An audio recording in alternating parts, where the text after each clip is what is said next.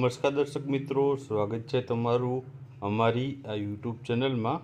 તો આજના વિડીયોમાં આપણે છે મે 2024 આખા મહિનાના કરંટ અફેર્સના અગત્યના પ્રશ્નો જોવાના છે।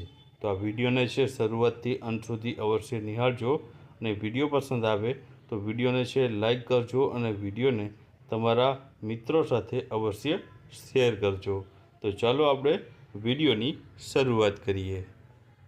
તો પહેલો પ્રશ્ન છે કે 1 મે 2024ના રોજ ગુજરાતના કેટલામા સ્થાપના દિવસની ઉજવણી કરવામાં આવી હતી? તો જવાબ આવશે 64મા નંબરના છે સ્થાપના દિવસની ઉજવણી કરવામાં આવી છે।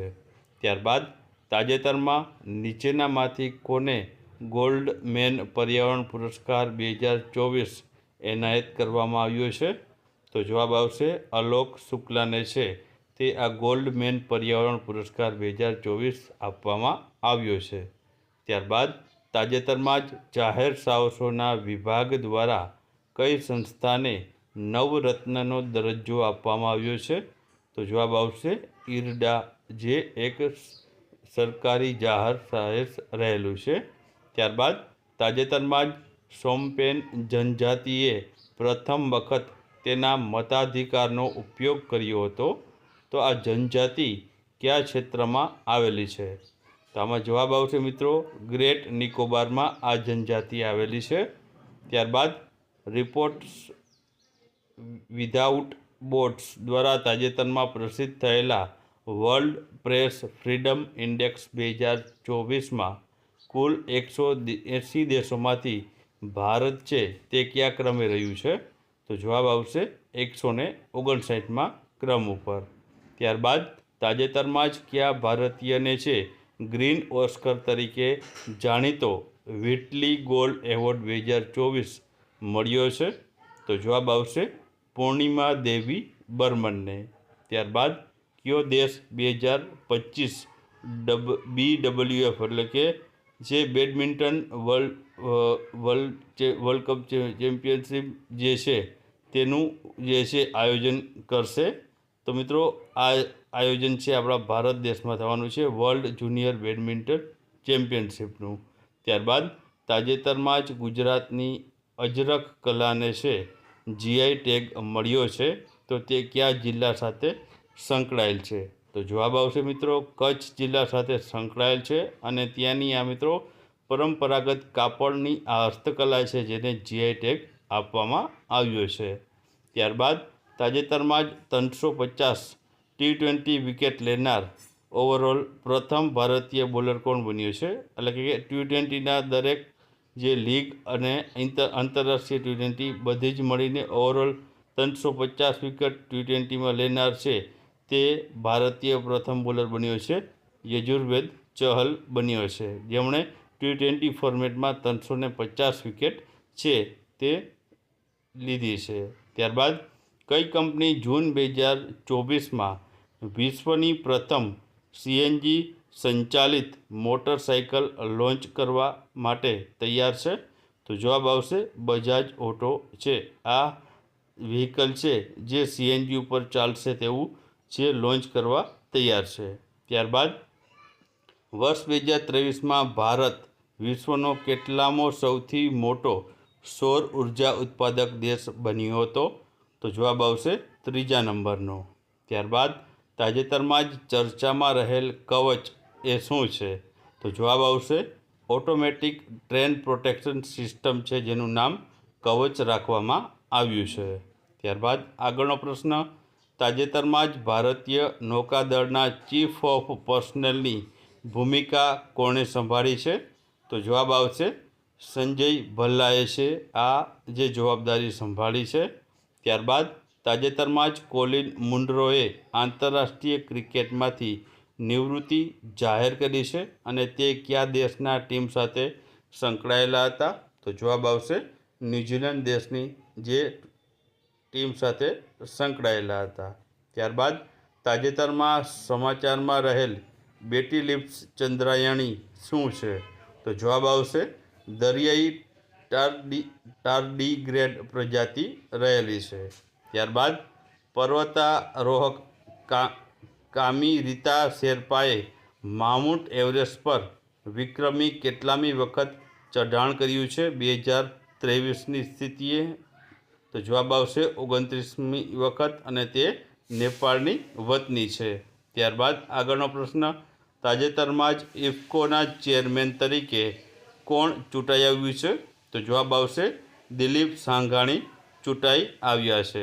ત્યારબાદ તાજેતરમાં જ કઈ બેંકે જાહેરાત કરી હતી કે તે ઇન્ડિયા ઇન્ટરનેશનલ બુલિયન એક્સચેન્જ એટલે કે IIBX ખાતે ટ્રેડિંગ કમ ક્લિયરિંગનો સભ્ય બનનાર પ્રથમ બેંક બની છે? તો જવાબ આવશે SBI. ત્યારબાદ તાજેતરમાં જ ભારતના 85માં ગ્રાન્ડ માસ્ટર કોણ બન્યું છે? તો જવાબ આવશે P. શ્યામ નિખિલ બન્યું છે. ત્યારબાદ તાજેતરમાં જ ડૉક્ટર કમલા બેનિવાલનું નિધન થયું છે, તો તેઓ કયા રાજ્યના રાજ્યપાલ રહી ચૂક્યા છે? તો જવાબ આવશે ત્રિપુરા, મિઝોરમ અને ગુજરાત રાજ્યના તેઓ રાજ્યપાલ તરીકે તેઓ રહી ચૂક્યા છે. ત્યારબાદ IPL 2024 વિશે વાત કરીએ તો IPL 2024માં વિજેતા ટીમનું નામ શું છે? તો જવાબ આવશે કોલકાતા નાઇટ રાઇડર્સે IPL 2024માં વિજેતા ટીમ બની છે. ત્યારબાદ આપણે બીજી માહિતી IPL 2024 વિશે જોઈએ તો રનરઅપ્સ ટીમ કોણ છે, એટલે કે ફાઇનલમાં કઈ ટીમ હારી છે? તો જવાબ આવશે સનરાઇઝર હૈદરાબાદ ફાઇનલમાં મેચ હારી છે. ત્યારબાદ મોસ્ટ વેલ્યુએબલ પ્લેયર કોણ જાહેર થયો છે? તો સુનિલ નારાયણને મોસ્ટ વેલ્યુએબલ પ્લેયર જાહેર કરવામાં આવ્યું છે. ઓરેન્જ કેપ કોને મળી છે? તો ઓરેન્જ કેપ વિરાટ કોહલીને મળી છે, જેમણે સૌથી વધુ રન બનાવ્યા છે. ત્યારબાદ પર્પલ કેપ કોને મળી છે? તો પર્પલ કેપ હર્ષલ પટેલને મળી છે, જેમણે સૌથી વધારે વિકેટ છે તે લીધી છે. ત્યારબાદ IPLનું પૂરું નામ પૂછવામાં આવે તો IPLનું પૂરું નામ થશે ઇન્ડિયન પ્રીમિયર લીગ. ત્યારબાદ IPLની પ્રથમ ટુર્નામેન્ટનું આયોજન ક્યારે થયું હતું? તો જવાબ આવશે વર્ષ 2008માં. ત્યારબાદ તાજેતરમાં જ ચક્રવાત રેમલ બાંગ્લાદેશ અને પશ્ચિમ બંગાળના દરિયા કિનારે ત્રાટક્યું હતું, તો આ ચક્રવાતનું નામ કોણે આપ્યું હતું? તો જવાબ આવશે ઓમાન દેશ દ્વારા છે નામ આપવામાં આવ્યું હતું. ત્યારબાદ તાજેતરમાં સમાચારમાં રહેલ હમ્પી ખાતેનું જે વિરુપાક્ષનું મંદિર છે તે કયા ભગવાનને સમર્પિત છે, એટલે કે કયા ભગવાનનું આ મંદિર રહેલું છે? તો જવાબ આવશે ભગવાન શિવનું આ મંદિર રહેલું છે. ત્યારબાદ આગળનો પ્રશ્ન, તાજેતરમાં જ chief of army staff general Manoj પાંડેનો કાર્યકાળ કેટલા મહિના માટે લંબાવવામાં આવ્યો છે? તો મે 2024ની સ્થિતિએ તો જવાબ આવશે 1 મહિના માટે વધારવામાં આવ્યો છે. ત્યારબાદ તાજેતરમાં જ કયા દેશમાં ભૂસ્ખલનને કારણે 2000થી વધુ લોકોના મૃત્યુ થયા હતા? તો જવાબ આવશે પાપુઆ ન્યૂ ગિની નામના દેશમાં છે હાલમાં ભૂસ્ખલનને કારણે 2000થી વધુ લોકોના મૃત્યુ થયા છે. આ માટે ભારતે પણ મિત્રો છે સહાય માટે છે માલ સામાન છે તે આ દેશને મોકલ્યો છે. ત્યારબાદ તાજેતરમાં જ સમાચારમાં રહેલ પ્રવાહ પોર્ટલ કઈ સંસ્થા દ્વારા શરૂ કરવામાં આવ્યું છે? તો જવાબ આવશે RBI દ્વારા શરૂ કરવામાં આવ્યું છે.